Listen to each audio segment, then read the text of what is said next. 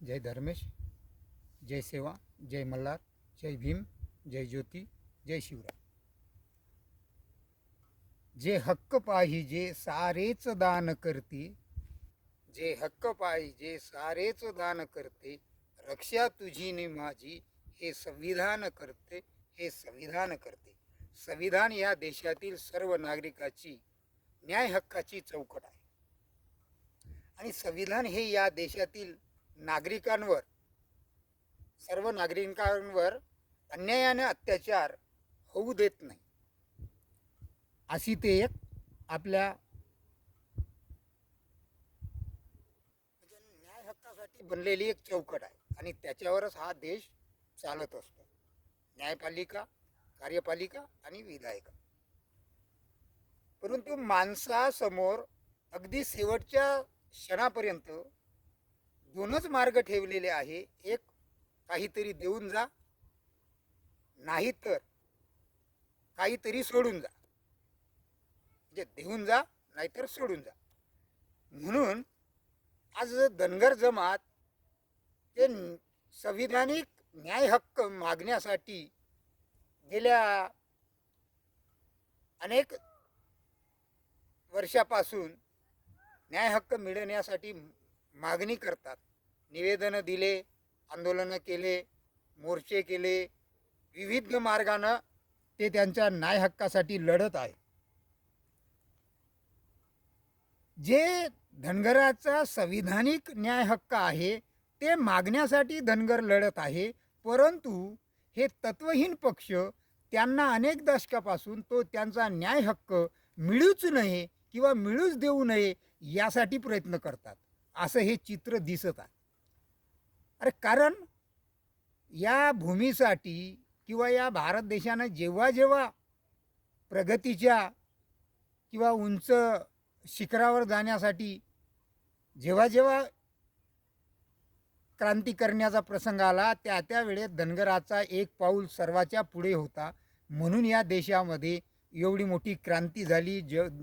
भारत हा सोन्याची चिडिया म्हटलेला आहे. बलाढ्य अशा इंग्रजाला सुद्धा परास्त केलेला आहे.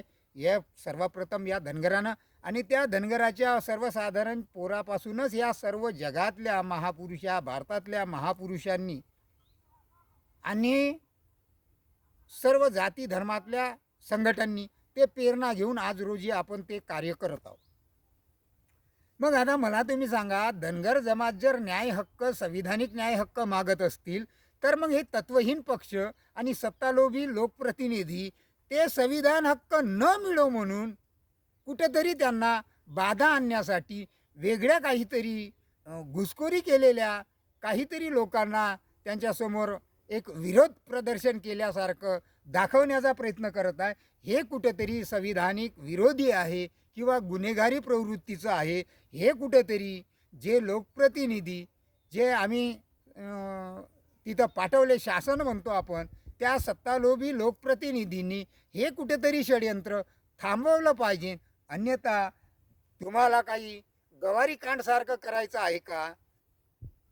कारण गेल्या दशकामध्ये आपण बघितलं, नागपूरमध्ये गवारीच्या कांडबद्दल त्यांनी त्यांचे न्याय हक्क मागत होते. त्यांना त्यांच्या न्याय हक्कासाठी किती संघर्ष करावा लागला आणि त्याच्यामध्ये कितीतरी आपले वीर शहीद झालेले आहे. मग आता मला तुम्ही सांगा, आज धनगर जमात गेल्या काही अनेक महिन्याच्या अगोदरपासून हा लढा उभा केला का विधानसभेवर बलाढ्य असा मोर्चाने उभा, आणि या झोपलेल्या या तत्वहीन पक्षाला आणि या सत्तालोभी लोकप्रतिनिधीला त्याची जाण करून देऊ म्हणून या सर्वसाधारण लोकांचा, हा विदर्भातल्या लोकांचा आणि या सर्व जे क्षेत्रबंधन हटवल्याच्या नंतर सर्व महाराष्ट्राचा हा लढा उभा झालेला आहे. आणि हा लढा कुठेतरी हे तत्वहीन पक्ष आणि सत्तालोभी लोकप्रतिनिधी त्याला वेगळं वळण देण्याचं काही षडयंत्र तर रचत नाही ना, अशी शंका येतात. आता मला तुम्ही सांगा, धनगर जमात मुख्य जे मागणी करत आहे ते योग्य नाही का? मग धनगर जमातीला आरक्षण नाही का? पण धनगर जमातीला ज्यावेळेस स्वातंत्र्यापासून तर गेल्या अनेक 80-84 पर्यंत त्यांना अनुसूचित जनजातीच सर्टिफिकेट मिळत होतो आणि ते त्याच्यामध्ये होते. मग काहीतरी 80चा जो समानार्थी SC STचा जो शासनाचा जे न्यायालयाचा जो आदेश आहे, जो केंद्र शासनाने ॲफिडेव्हिट दिलं आणि त्या सुप्रीम कोर्टानं आदेश काढला, त्यानुसार ते सर्व भारतातल्या राज्यामध्ये लागू व्हायला पाहिजे होते, परंतु काही राज्यात लागू केलं नाही आणि त्याच धर्तीवर धनगराला ते लागू होतं. परंतु यांनी जे तेव्हाचे तत्वहीन पक्ष आणि सत्तालोभी लोकप्रतिनिधी यांनी त्यांना काही कालांतरापर्यंत OBCमध्ये सामील केलं. मग त्याला ते OBCमध्ये कुठं अंगलट येते का काय का असं या तत्वहीन पक्षाला वाटलं किंवा सत्तालोभी लोकप्रतिनिधीला वाटलं, म्हणून त्याला काही लोकांना सोबत घेऊन त्यांना NTCमध्ये टाकलं, सामील केलं. अरे हे कुठला न्याय आहे? हे एका जातीला तुम्ही त्याची जात बदलवून दुसऱ्या कॅटेगरीमध्ये टाकता, तिसऱ्या ह्याच्यात टाकता.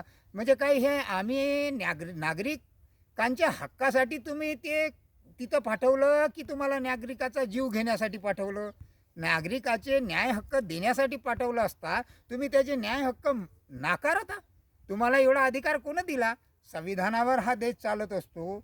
मग 6/9/1950चा जो अध्यादेश आहे राष्ट्रपतीचा, पुढे 22/4/80ची जे सुप्रीम कोर्टाचा आदेश आहे SC ST समानार्थी, ते एवढे सारे आहे. संसदेचे बिल आहे, 4 बिल आहे, 2 नोटिफिकेशन आहे. हे सगळं झालेलं आहे आणि झालेलं असताना सुद्धा तुम्ही 85चा फतवा समोर करून त्याला नाकारता. ह्या कुठला न्याय आहे?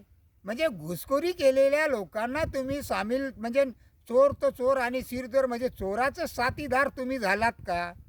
असं कुठेतरी या सर्व लोकांना शंका येत आहे. कारण तर 33 जाती जेव्हा अन्यायग्रस्त आहे त्या शेड्यूल ट्राईबमधल्या, आणि उर्वरित ज्या जाती आहेत त्या जातीच फक्त त्या 33 जातीचा वाटा खात आहे, आणि तुम्हीच त्यांना उभं करून दिलं का बाबा यांनी आमच्या वाट्यामध्ये सामील व्हावं. अरे तुमचा वाटा तर भरपेट तुम्हाला मिळत आहे, आमचाही वाटा तुम्ही खात आहे, आणि तुमच्या वाट्यामध्ये आम्ही कुठे येतो? आम्ही आमचे न्याय हक्क मागत आहोत, आणि आम्ही आमचे न्याय हक्क मागत असताना कुठेतरी हे ह्या तत्वहीन पक्षालाच हे करायचं आहे की काय, अशी शंका सर्व आज लोकांमध्ये, ज्या 33 जाती अन्यायग्रस्त आहे या सर्व लोकांमध्ये ती चर्चा चालू झालेली आहे.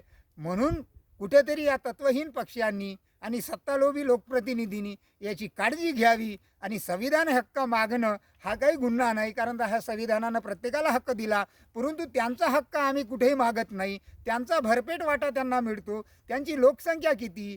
1,05,00,000.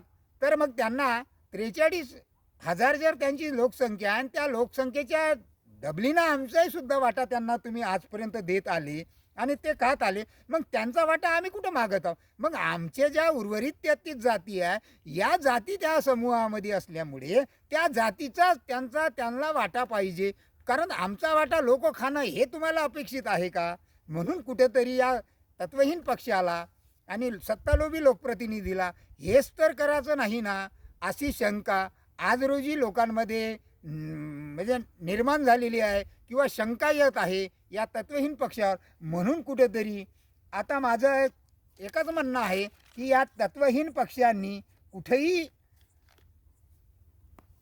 गालबोट लागता कामा नये. हे सर्व प्रशासकीय यंत्रणेची आणि ज्या संविधानाच्या चौकटीमध्ये असलेल्या सर्व शासनामध्ये जे लोकप्रतिनिधी बसलेल्या लोभी लोकप्रतिनिधी, या लोकप्रतिनिधी आहे, परंतु हे कुठेतरी लोकप्रतिनिधी सत्तालोभी असल्यामुळे स्वतःच्या स्वार्थासाठी सकाळी एका पक्षात, दुपारी एका पक्षात, संध्याकाळी एका पक्षात अशा पद्धतीची नीती आजमावतात, आणि नागरिकाला सांगतात का तुमच्याकरताने आम्ही पक्ष बदलवला. हे कुठेतरी चुकीचं आहे.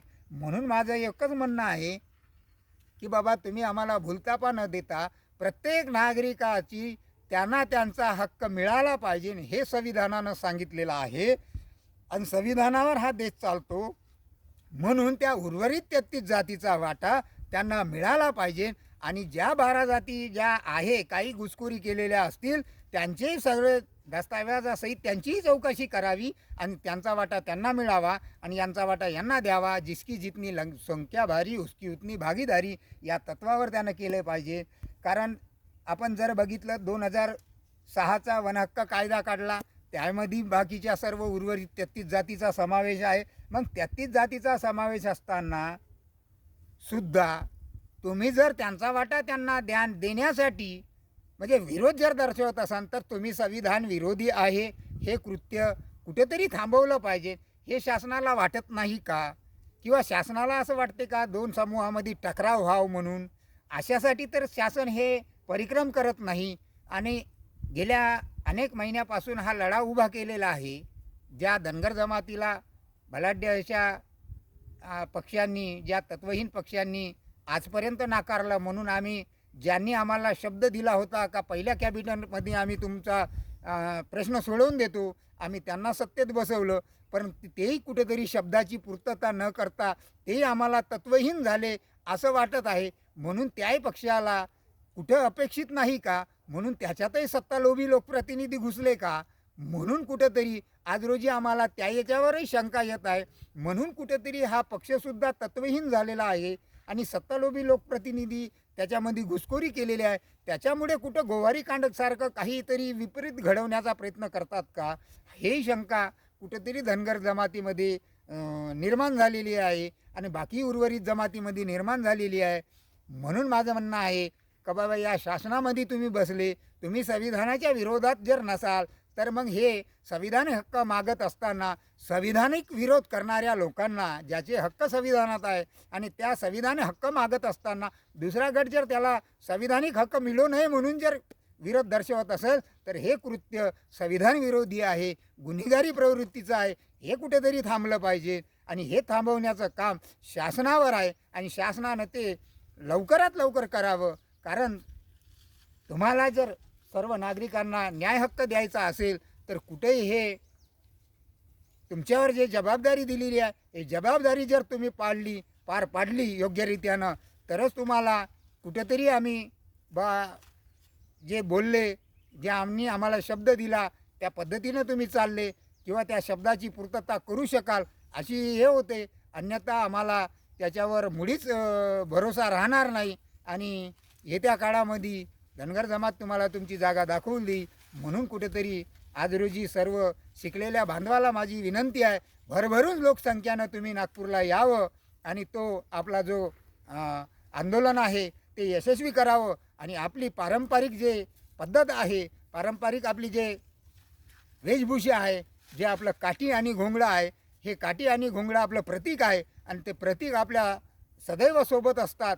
कारण धनगराचं प्रतीकच ते आहे आणि त्याच्यामुळे सर्वांनी आपलं प्रतीकसुद्धा प्रतीकासहित त्या ठिकाणी उपस्थित राहावे एवढीच मी तुम्हाला या व्हिडिओच्या माध्यमातून विनंती करतो. आणि सर्वांनी दक्ष राहावं कारण शत्रू एवढा शत्रूची ताकद आणि सर्व गोष्टी आपल्याला हे करावं लागते. कारण तर या शत्रूला आज रोजी ज्या शेड्यूल ट्राईबमध्ये ज्या जाती आहे या जातीलाच मुळात धनगरामुळेच सर्व काही आज सोयीसुविधा मिळत आहे, परंतु ते कुठेतरी विसरलात.